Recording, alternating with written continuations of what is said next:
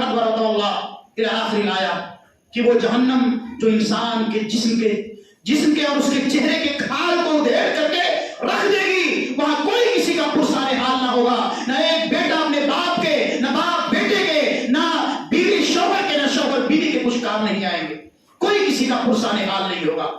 ہماری نیکیاں جو ہم اس دنیا کے اندر کرتے ہیں، یہی نیک اعمال کل قیامت میں ہمارے کام آنے والی۔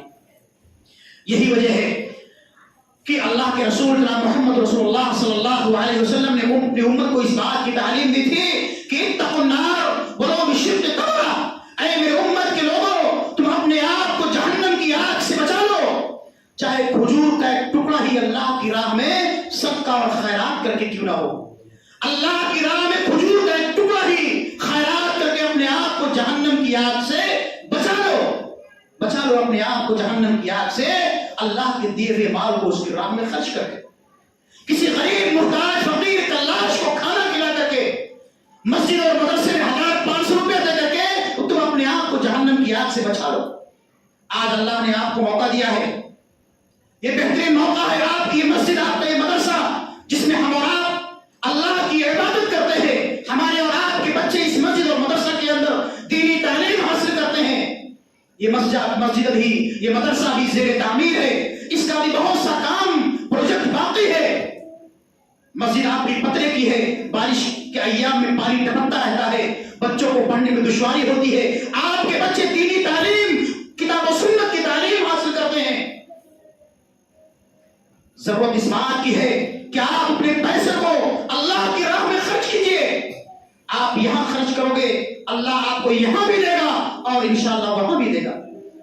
اسی چیز کو اللہ فرماتا ہے اتقوا النار ولو بشق تمرہ، اپنے آپ کو جہنم کی آگ سے بچا لو، چاہے ایک کھجور کا ٹکڑا ہی اللہ کی راہ میں خیرات کر کے کیوں نہ ہو۔ میرے بھائی بزرگوں، میری ماں اور بہنوں، ذرا آپ سوچیے، غور کیجئے کہ وہ جہنم کی آگ جو بہت ہی خطرناک ہے، اس جہنم میں سب سے زیادہ کون لوگ جائیں گے؟ اس جہنم میں سب سے زیادہ کون لوگ جائیں گے؟ کیا ہم نے کبھی غور کیا؟ کبھی ہم نے کتاب و سنت کا مطالعہ کیا؟ اللہ کے رسول جناب محمد رسول اللہ صلی اللہ علیہ وسلم نے اپنی ماں اور بہنوں اور تمام صحابیات سے خطاب کرتے ہوئے فرمایا تھا کہ مردوں کے مقابلے میں عورتوں کی جماعت جہنم میں زیادہ جائے گی۔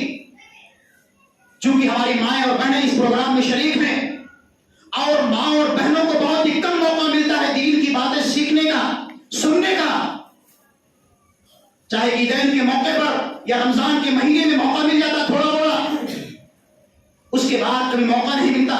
یہ بہت اچھی کوشش ہے ذمہ داروں کی، مدرسے کے ذمہ داران کی، کہ وہ کوشش کرتے ہیں کہ ہر مہینے میں چھوٹا موٹا ایک پروگرام کر کے اپنی ماں اور بہنوں تک کتاب و سنت کی تعلیم اور پیغام پہنچا سکے۔ کیوں؟ اس لیے کہ یہی عورتیں، یہی خواتین، یہی مائیں اور بہنیں جن کی تربیت بہت ہی زیادہ ضروری ہے، اس لیے کہ ایک بچہ اپنے ماں سے جو کچھ سیکھتا ہے، ایک ماں کے گود میں ایک بچہ زیادہ وقت گزارتا ہے، باپ بیچارہ کمانے کے لیے نکل جاتا ہے، ماں کے پاس بچہ رہتا ہے، بہت کچھ سیکھتا ہے۔ اگر ایک گھر کی خاتون دیندار ہوگی، تقوی شعار ہوگی، پڑھی لکھی ہوگی، باکردار ہوگی، اپنے بچے کی صحیح تربیت کرے گی۔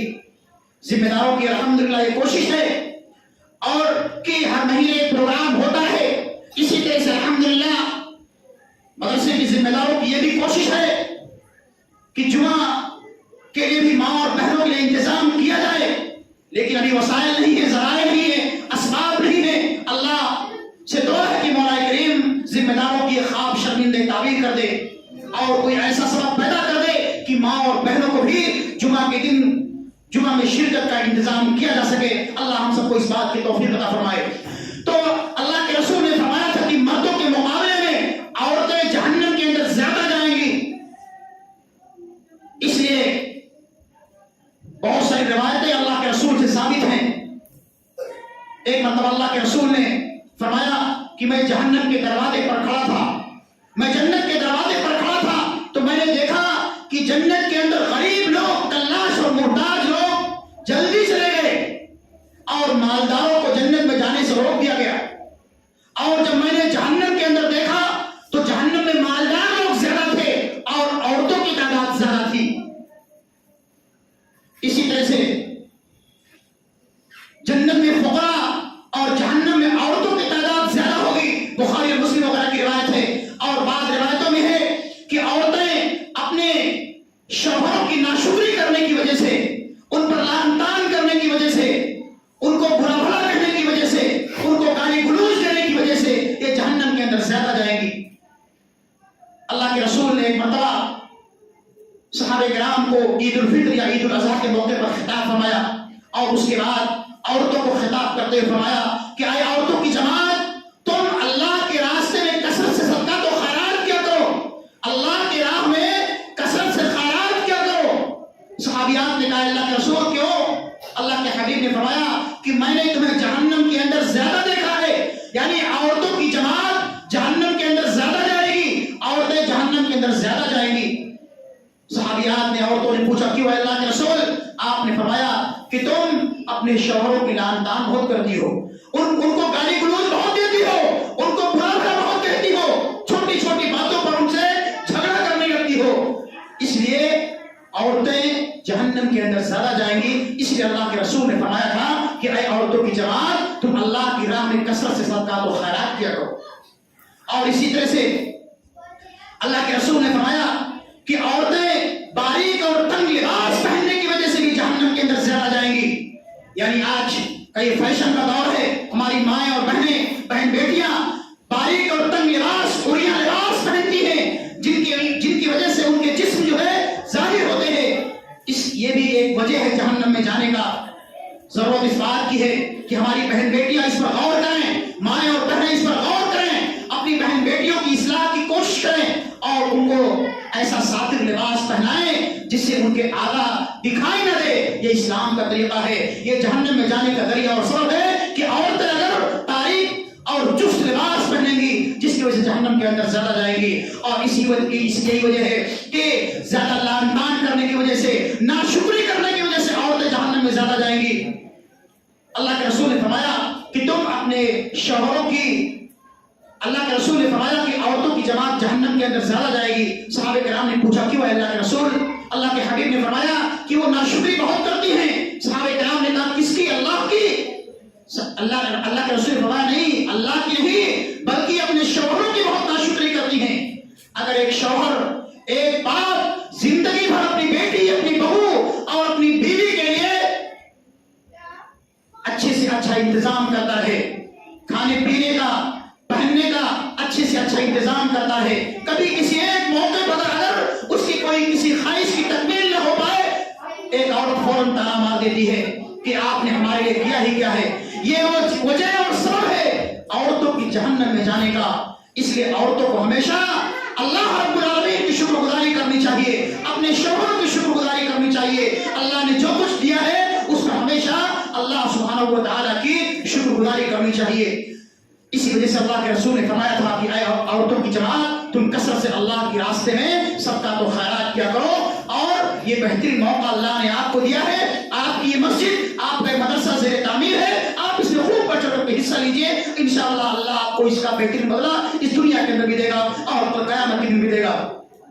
اسی لیے اسی طرح سے کچھ لوگ ایسے ہوں گے جو ہمیشہ جہنم کے اندر رہیں گے، جیسے مشرک ہیں، کافر ہیں، مرتد ہیں، منافق ہیں.